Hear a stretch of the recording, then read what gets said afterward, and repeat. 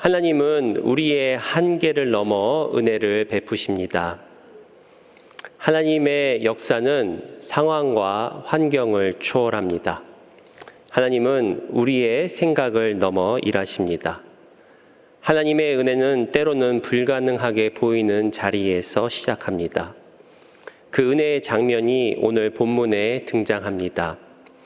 하나님의 천사 가브리엘이 갈릴리 나사렛이라는 작은 동네에 마리아를 찾아갑니다. 천사는 인류 역사상 가장 놀라운 예고를 마리아에게 전합니다. 만왕의 왕이신 예수 그리스도께서 마리아의 몸을 통해 태어나실 것이라는 소식입니다. 이 선언은 하나님의 은혜로 시작합니다. 본문 28절에 그에게 들어가 이르되 은혜를 받은 자여 평안할지어다. 주께서 너와 함께 하시도다 하니. 마리아는 천사를 보고 놀랍니다. 그리고 두려워합니다. 그때 천사는 거듭 마리아에게 말합니다. 30절에 천사가 이르되 마리아여 무서워하지 말라. 내가 하나님께 은혜를 입었느니라. 하나님의 은혜는 미처 준비되지 않은 순간에도 찾아와 너는 은혜를 입었다고 말합니다. 마리아가 은혜를 간구한 것이 아닙니다. 그녀가 하나님을 찾았던 것도 아닙니다. 하나님께서 마리아를 직접 찾아오셨습니다. 하나님의 은혜는 나를 찾아오신 사건에서 시작됩니다. 하나님의 은혜가 임하면 평강이 따라옵니다. 하나님의 은혜는 이해할 수 없는 상황 가운데서도 담대함을 줍니다. 평강은 곧 기쁨입니다. 하나님은 마리아와 함께 하심으로 평강과 기쁨을 주십니다. 천사는 곧이어 마리아에게 하나님의 능력이 임할 것을 예언합니다. 본문 35절 상반절에 천사가 대답하여 이르되 성령이 내게 임하시고 지극히 높으신 이의 능력이 너를 덮으시리니. 하나님의 은혜는 능력으로 역사합니다. 지극히 높으신 이의 능력이 우리를 덮을 때 우리의 한계를 넘어 하나님의 뜻을 이룹니다. 이 은혜는 단지 마리아 한 사람에게만 주어진 것이 아닙니다. 하나님은 오늘날 우리에게도 동일하게 말씀하십니다. 은혜를 받은 자여 평안할지어다. 사랑하는 성도 여러분, 우리는 은혜를 받은 자입니다. 오늘 본문을 통해서 하나님의 은혜에 대해서 한번 생각해 보기를 원합니다. 하나님의 은혜가 어떻게 우리에게 임하고 또 은혜를 받은 자는 어떻게 하나님께 반응하는지 함께 나누기 원합니다. 첫째로 은혜는 하나님의 주권적 선택이며 선물입니다. 본문 28절에 그에게 들어가 이르되 은혜를 받은 자여 평안할지어다. 주께서 너와 함께 하시도다 하니. 은혜를 받은 자여에 해당하는 헬라어는 카리토입니다. 이는 값없이 은혜를 베풀다, 거저주다라는 뜻을 담고 있습니다. 완료 수동태로 쓰여 은혜를 받았다는 것은 과거 일시적 동작이 아니라 지금도 그 은혜의 상태에 머물러 있음을 의미합니다. 즉 하나님의 은혜는 현재 진행형입니다. 하나님은 전적인 호의로 마리아에게 은혜를 머물게 하십니다. 받을 자격 없는 자에게 값없이 베푸시는 것이 은혜입니다. 바울은 하나님의 거저 주시는 은혜가 우리 모두에게 임한다고 고백합니다. 에베소서 1장 6절에 이는 그가 사랑하시는 자 안에서 우리에게 거저 주시는 바 그의 은혜의 영광을 찬송하게 하려는 것이라. 하나님의 은혜는 인간의 자격이나 능력에서 비롯되지 않습니다. 마리아는 은혜를 받을 만한 특별한 자격을 갖추지 않았습니다. 오히려 인간의 눈으로 자격 미달입니다. 마리아가 있는 나사렛이라는 동네는 변방에 있는 작은 촌락이었습니다. 그 당시 많은 사람들이 잘 알지 못하는 그런 동네였습니다. 그래서 오늘 본문의 저자 누가는 나사렛이라는 이름 앞에 사람들이 알만한 갈릴리 지역 이름을 붙입니다. 나사렛은 사람들에게 존경받을 만한 지역이 아니었습니다. 훗날 예수님의 제자가 된 빌립이 나다나엘에게 나사렛 예수를 이야기를 하자 나사렛에서 무슨 선한 것이 날 수 있느냐 하며 반문합니다. 아무도 나사렛 같은 동네에 하나님이 천사를 보내시고 누구를 부르신다고는 기대하지 않았던 그런 지역입니다.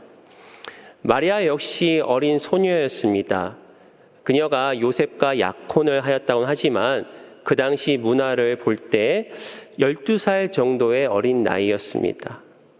그녀에게서 만왕의 왕이 나올 만한 그 어떤 스펙이나 명예, 또 배경도 갖고 있지 않았습니다. 그러나 하나님은 온 인류 가운데에 아무것도 내세울 것 없는 그녀를 은혜를 받은 자로 택하셨습니다. 이는 하나님의 전적인 주권과 계획으로 이루어진 것입니다. 마리아에게 임한 은혜는 바로 선택의 은혜입니다. 선택이란 하나님께서 그분의 기쁘신 뜻과 계획에 따라 자격이 없는 자를 불러 구원과 사명에 참여하도록 하시는 하나님의 주권적 섭리입니다. 선택은 하나님의 선하신 뜻으로 이루어집니다. 인간의 조건이나 공로에 의한 것이 아닙니다. 오히려 아무것도 내세울 것 없는 자를 통해서 하나님은 놀랍고 위대한 일을 이루십니다.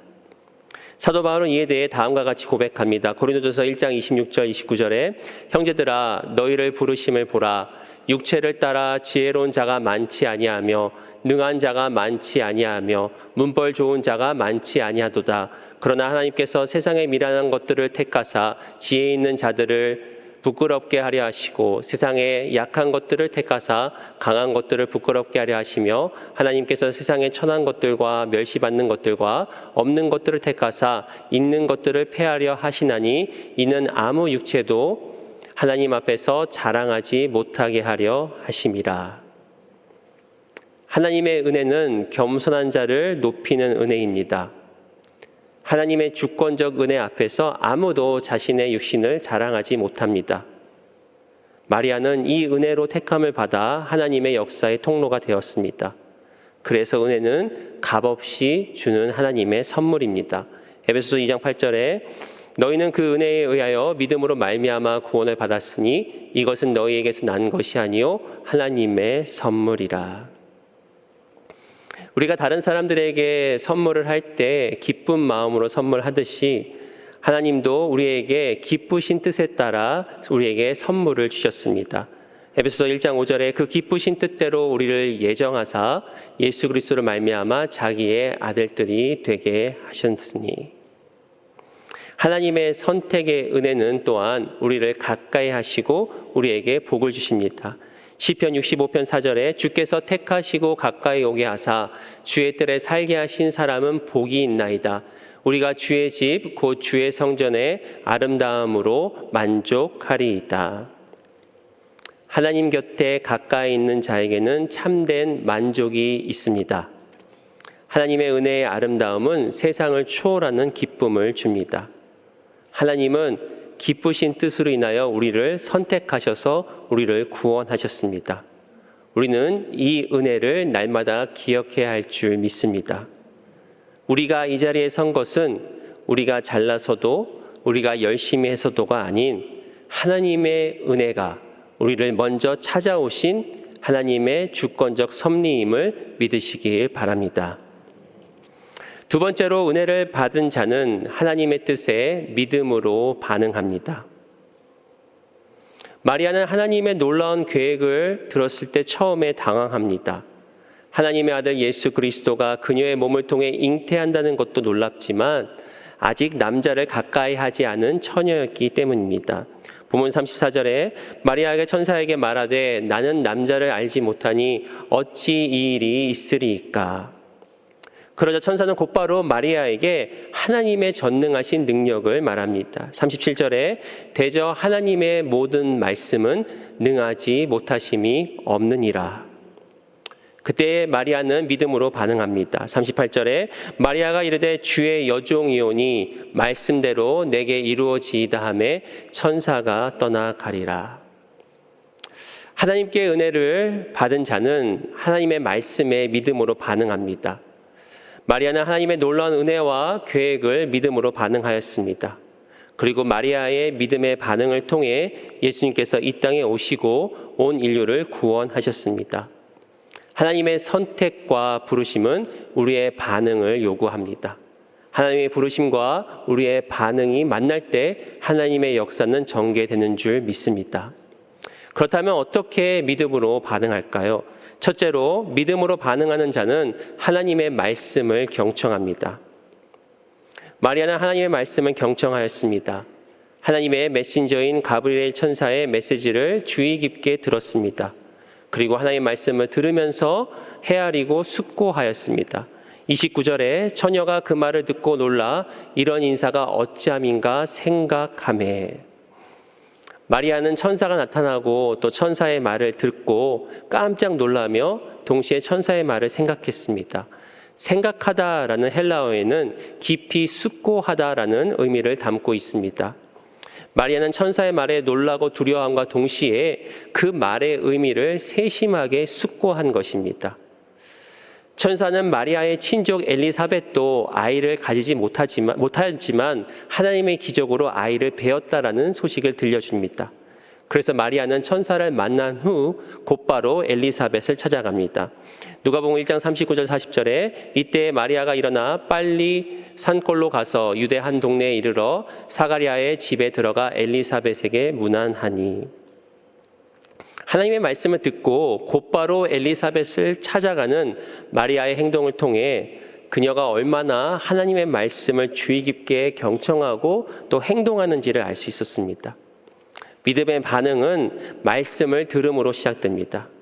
말씀을 듣되 경청하고 숙고할 때 말씀의 놀라운 능력을 함께 경험합니다.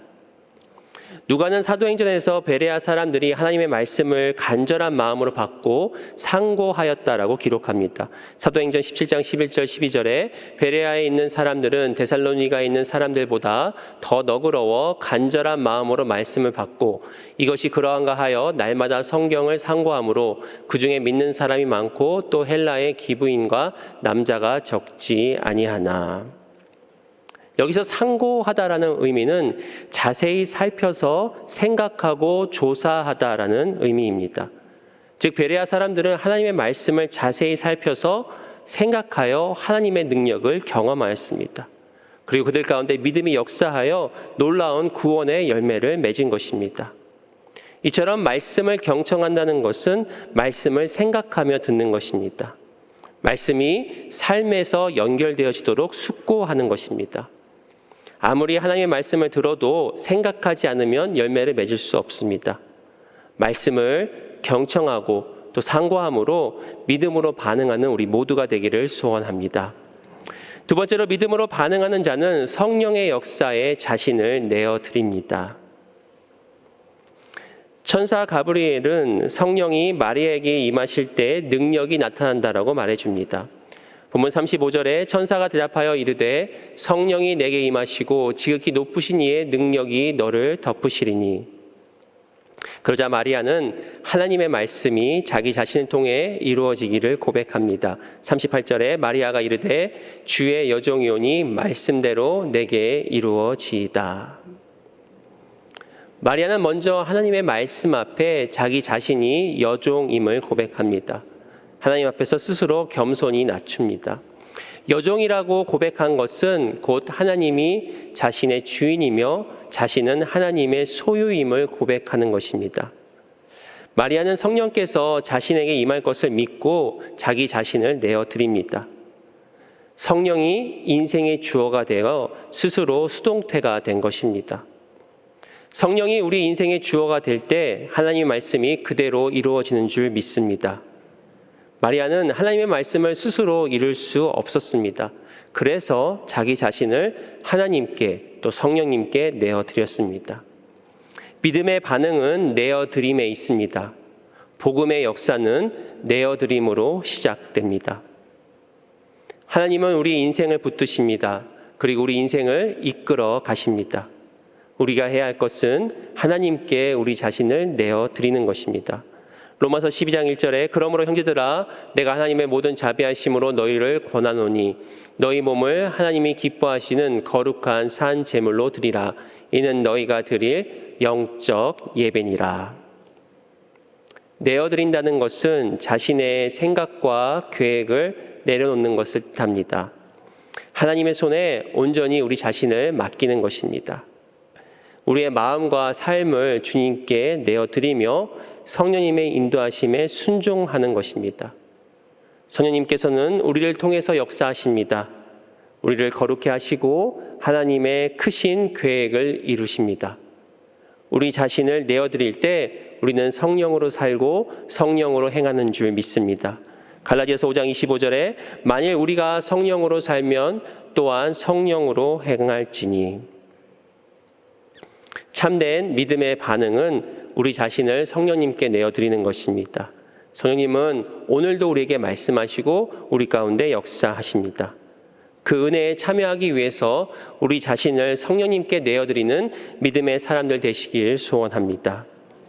세 번째로 믿음으로 반응하는 자는 고난의 은혜에 동참합니다.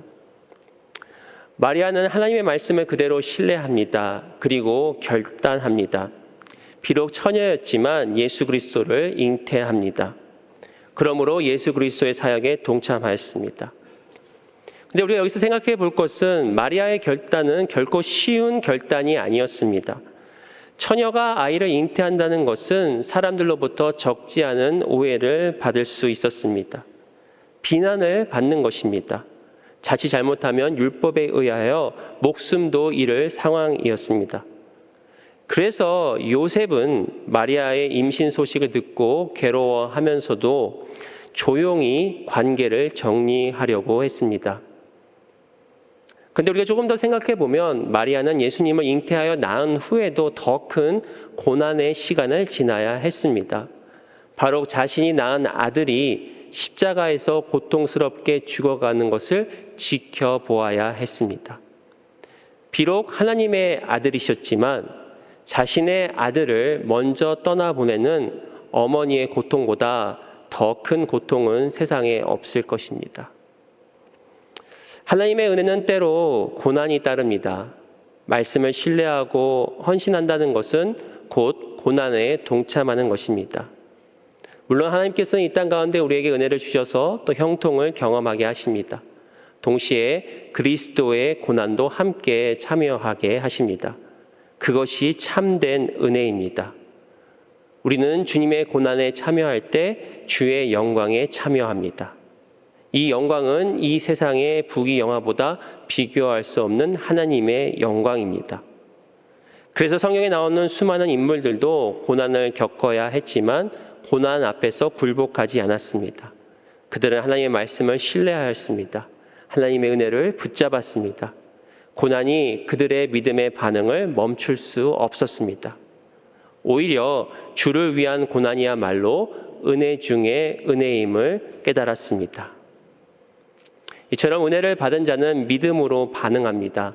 하나님의 말씀을 청종하고 숙고합니다. 성령님께 우리 자신을 내어드립니다. 그리고 고난의 은혜도 동참하기를 주저하지 않습니다. 이러한 믿음의 반응으로 하나님의 충만한 은혜를 누리는 우리 모두가 되기를 소원합니다. 세 번째로 은혜를 받은 자는 하나님을 찬송합니다. 은혜를 받은 자에게 나타나는 자연스러운 반응은 하나님을 향한 찬송입니다. 마리아가 천사를 만난 후에 엘리사벳을 만나고 또 그녀를 통해 하나님의 말씀이 이루어졌음을 확인했을 때 가슴 깊은 곳에서 하나님을 향한 찬양이 터져 나옵니다. 누가복음 1장 46절 47절에 마리아가 이르되 내 영혼이 주를 찬양하며 내 마음이 하나님 내 구주를 기뻐하였음은. 하나님의 은혜가 우리를 덮을 때 우리의 입술은 침묵할 수 없습니다. 하나님께서 우리에게 부어주신 기쁨은 우리로 하여금 잠잠하지 아니하고 하나님을 찬양케 합니다. 시편 30편 11절 12절에 주께서 나의 슬픔이 변하여 내게 춤이 되게 하시며 나의 베옷을 벗기고 기쁨으로 띠띠우셨나이다. 이는 잠잠하지 아니하고 내 영광으로 주를 찬송하게 하심이니 여호와 나의 하나님이여 내가 주께 영원히 감사하리이다. 찬양은 은혜를 깊이 경험한 자의 고백입니다. 은혜를 받은 자의 입술은 늘 감사의 찬양으로 넘칩니다. 우리는 어떻게 하나님을 찬송할 수 있을까요? 첫째, 우리는 겸손한 마음으로 하나님을 높일 수 있습니다. 누가복음 1장 48절에 그의 여종의 비천함을 돌보셨음이라 보라 이제 후로는 만세에 나를 복이 있다 일컬으리로다. 마리아는 먼저 하나님 앞에 자신의 비천함을 고백합니다. 자신이 얼마나 낮고 보잘것없는 존재인지를 알고 있었습니다. 그런데 하나님께서는 이러한 비천한 자신을 돌보셨다라고 고백을 합니다. 그리고 하나님께서 돌보셨기 때문에 나에게 복이 있다라고 선포합니다. 나에게 복이 있다라는 것은 교만함이 아니라 겸손과 은혜의 인식에서 나오는 감사의 찬양입니다. 즉 하나님께서 주시는 복을 찬양한 것입니다. 진정한 찬양은 내 자신을 높이는 찬양이 아닙니다. 우리는 하나님의 은혜를 깨달으면 깨달을수록 더 주님 앞에 낮아지는 것입니다. 그리고 나의 연약함을 넘어 돌보시고 복 주시는 하나님을 찬양하는 것입니다. 둘째로 우리는 하나님의 선하신 성품을 찬양할 수 있습니다.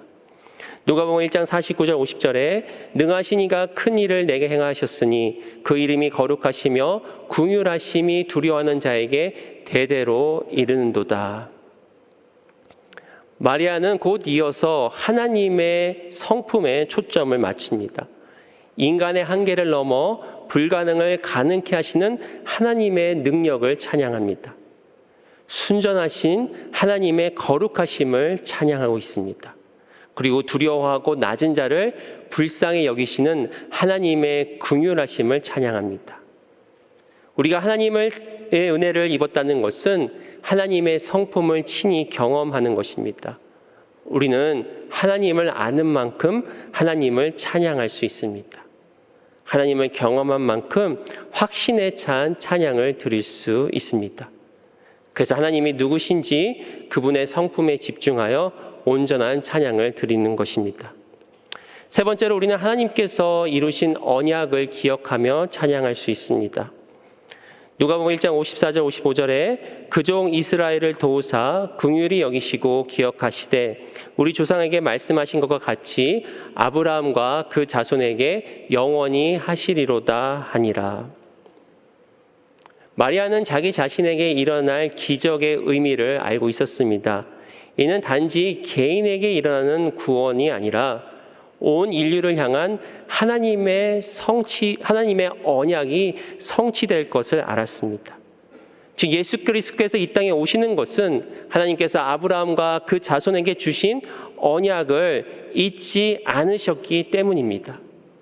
마리아는 그 언약이 자신을 통해 이루어지고 있음을 믿음으로 고백합니다. 누가복음 1장 45절에 주께서 하신 말씀이 반드시 이루어지리라고 믿은 그 여자에게 복이 있도다. 하나님께서 하신 말씀이 반드시 이루어지라고 믿는 우리 모두에게 복이 있는 줄 믿습니다.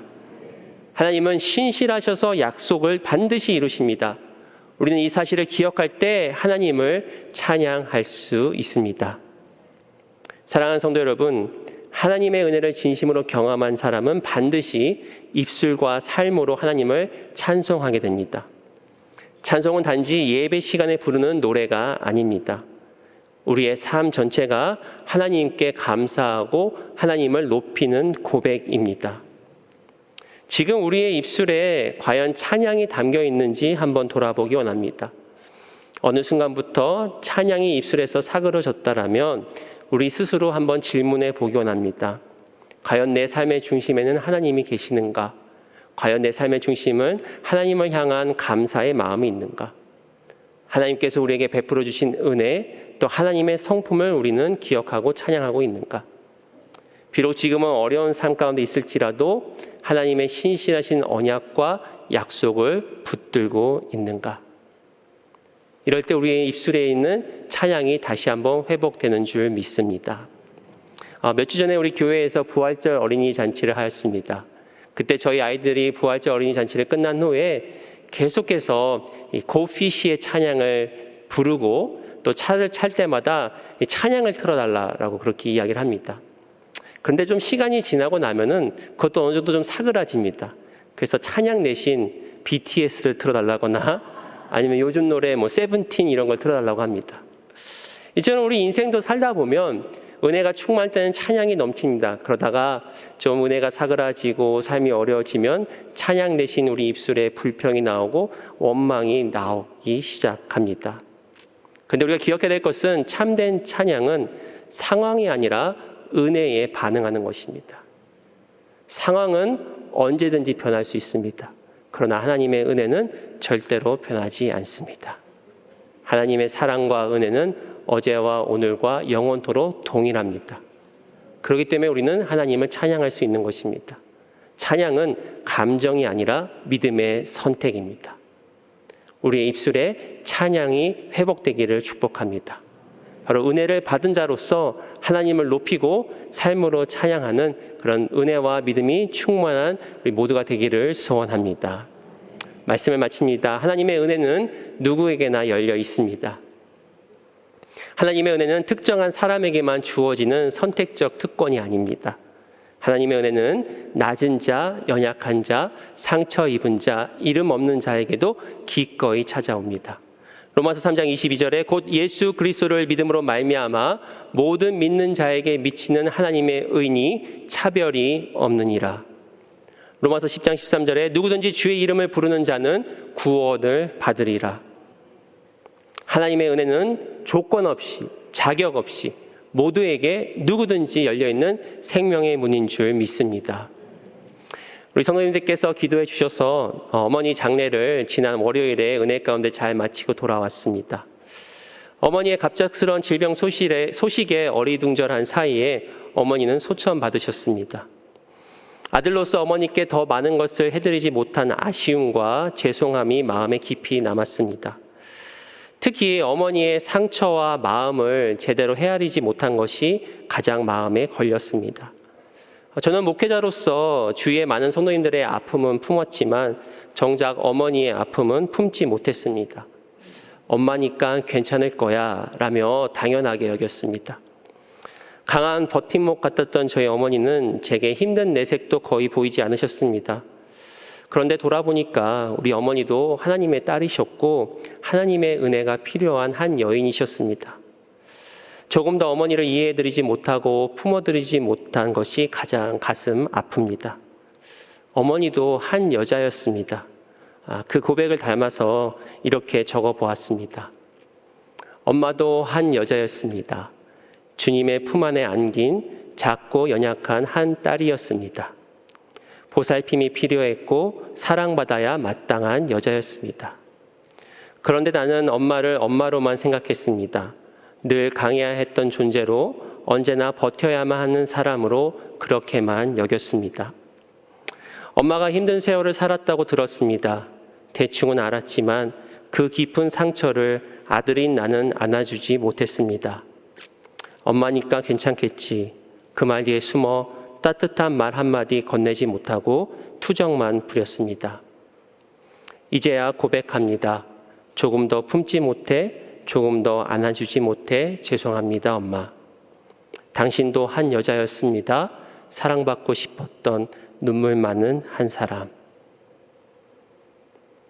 하나님의 은혜는 오늘도 우리 모두를 부르십니다.